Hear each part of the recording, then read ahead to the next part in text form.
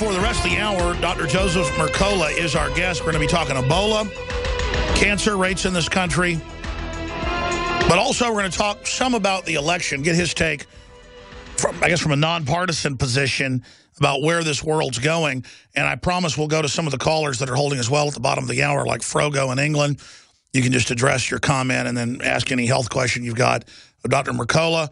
And then we'll go to Jennifer, Angel, Nick, and Jordy. That'll be it for calls. You've been already holding, so I'll go to you.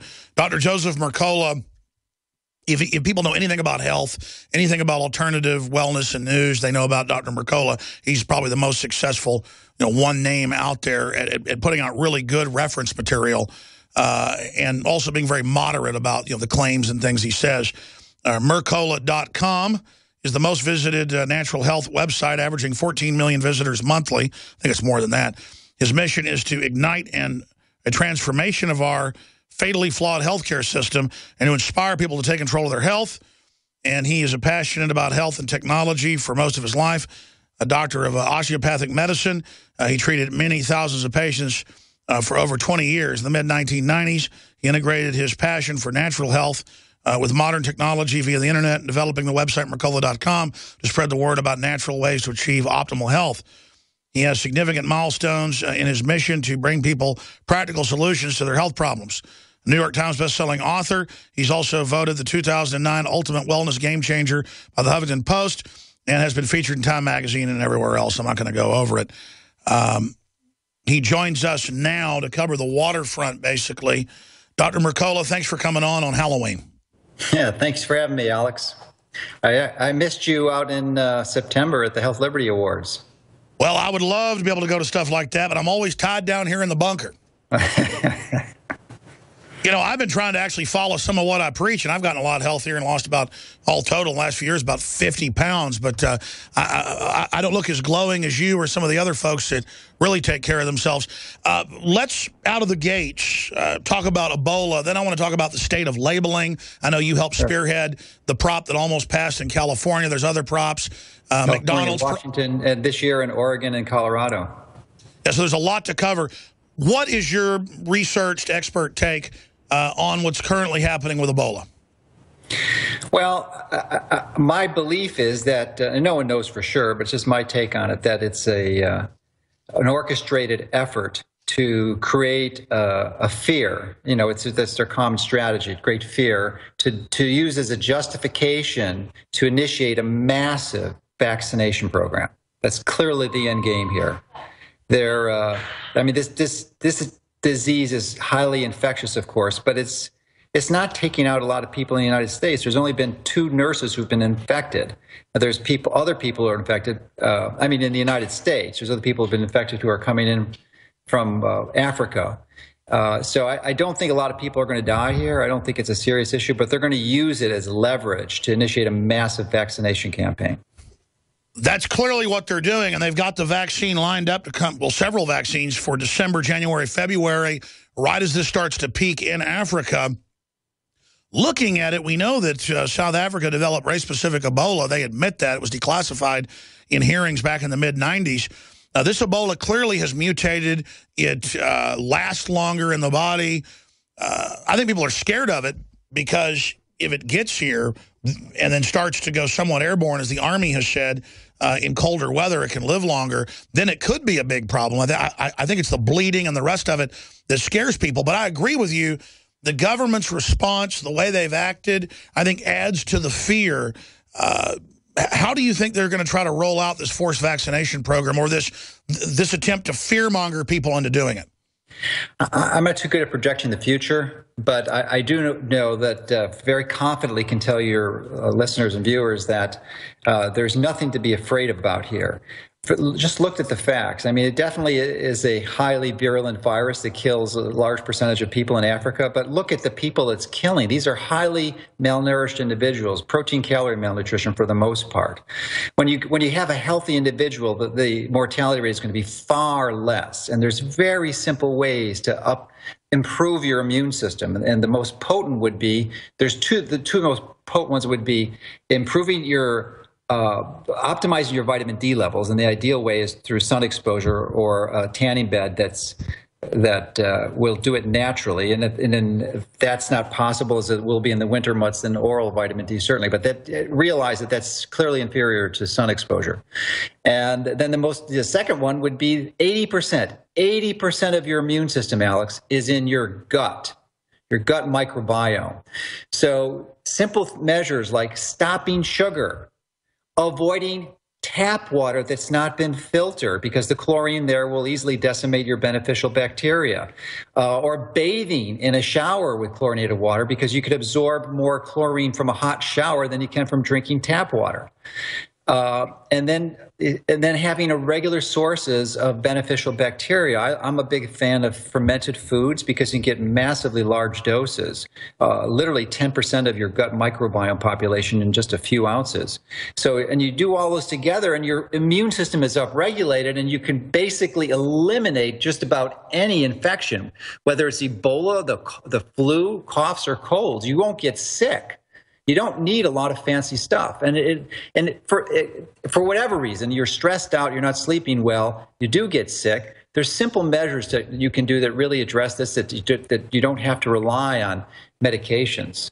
You know, there's simple therapies like certainly liposomal vitamin C, colloidal silver, and even ozone therapy, which, I did a recent interview with Dr. Robert Rowan, who went to Sierra Leone, just got back last week because the president of Sierra Leone invited him to the country to use ozone therapy to treat Ebola there. But then the drug companies got aware of it and they got kicked out last week, unfortunately. But he was able to train a lot of physicians there, and most likely some of the ozone therapy trials will start soon. Think how powerful these drug companies are, that they can block colloidal silver, they can block ozone treatments, they can block things that are known in the government's own research to have massive effects, all because they want to be the saviors to sell the Ebola vaccine or the Ebola drugs. There's just got to be some way to break their monopoly of control. Well, there is a way. It's just a very clear way, and that is to take control of your health.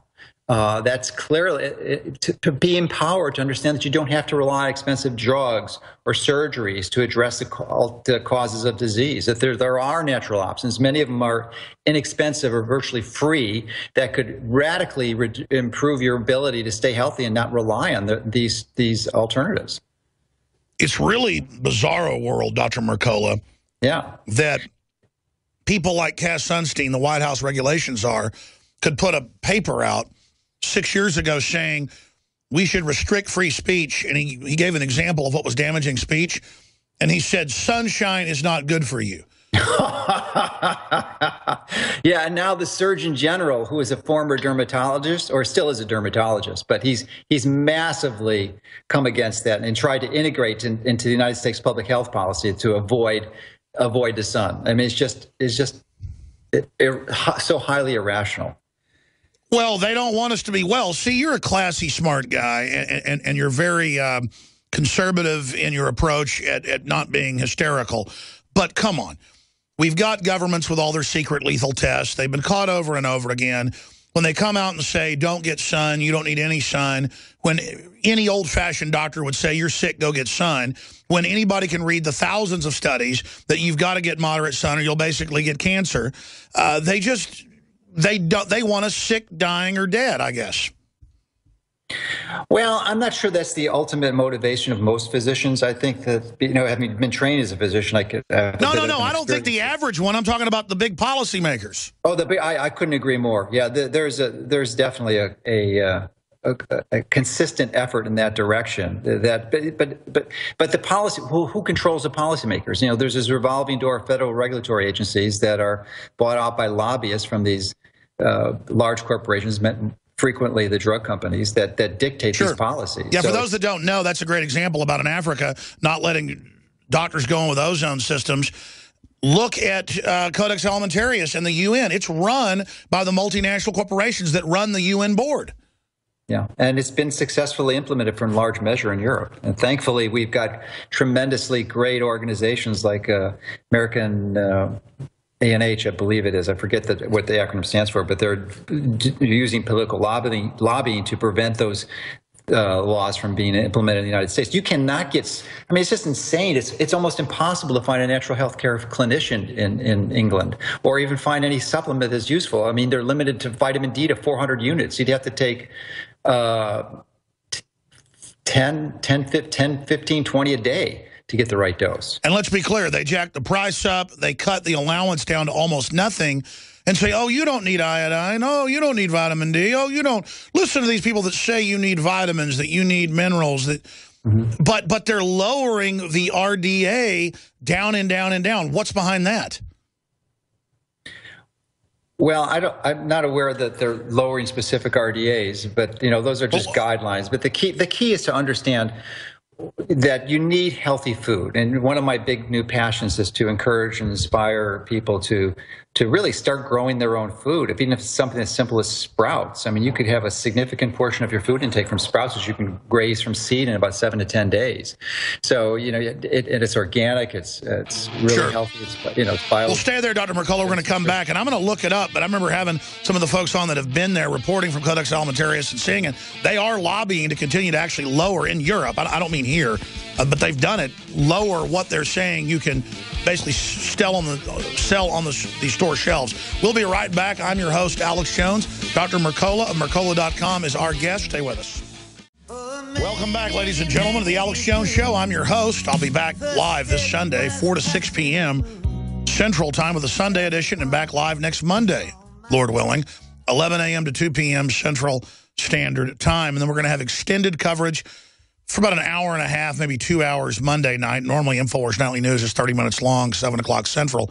But then coming up, we're going to probably go 6 p.m. until midnight or so with the election on Tuesday. Dr. Joseph Mercola is our guest, Mercola.com.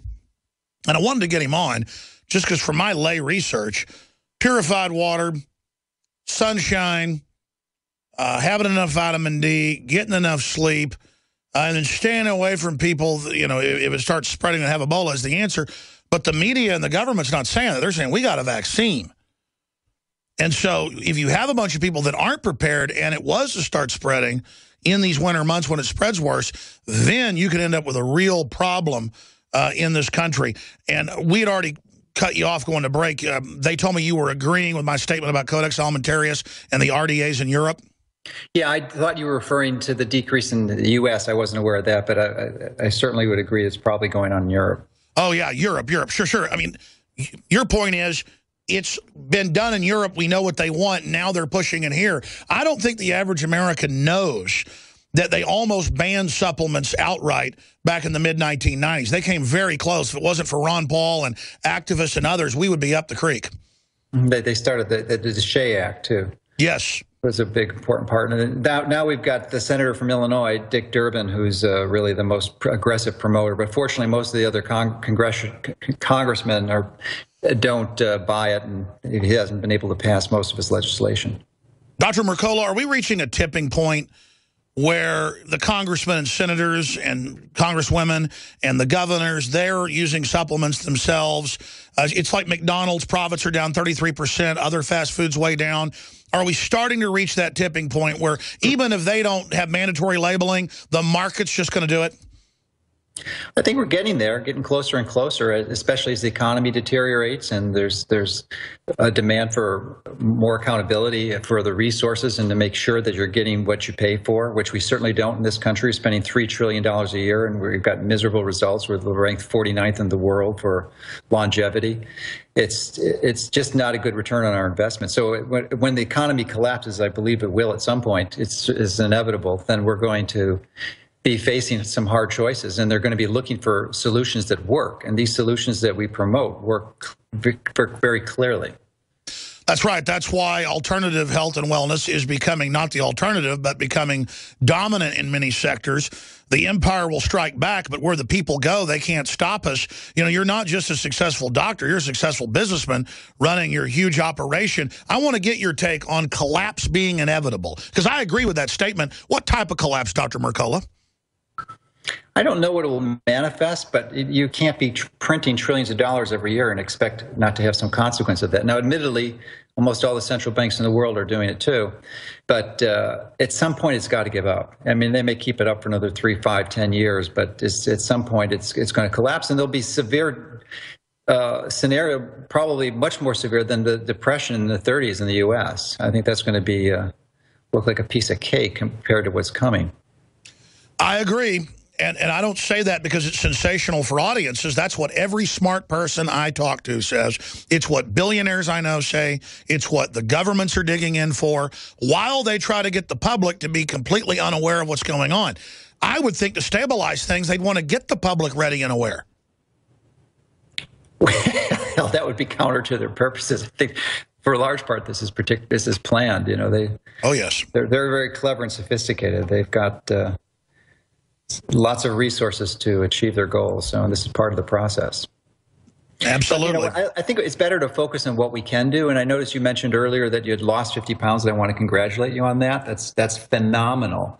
But, you know, there's actually a connection between your weight loss and the ability to improve your immune system. And it has to do with insulin resistance. And I'm writing a book next year. It'll be out in February called Effortless Healing. It should be the #1 book published next year for health. We've got a lot of resources going behind it to promote it, but it's one of the central cores that we teach is this whole issue with insulin resistance. And would you like to know what the simplest and most effective way I've ever seen in 30 years of treating tens of thousands of patients to reverse insulin resistance? I want to know when we come back, and I can't wait to have you on when that book comes out. I want to carry it. Dr. Joseph Mercola is our guest, and then I want to give him the floor when we come back for a while to talk about what he thinks is most important, because I can throw out questions all day. Speaking of those questions, we're going to go to your questions. Just throw out your election point, and then let's get your health point when we come back. Froggo, Jennifer, Nick, Jordy, and others. We're going to come back after this break with Dr. Mercola. I'm Alex Jones. Breaking news at Infowars.com. I forgot to tell you about it.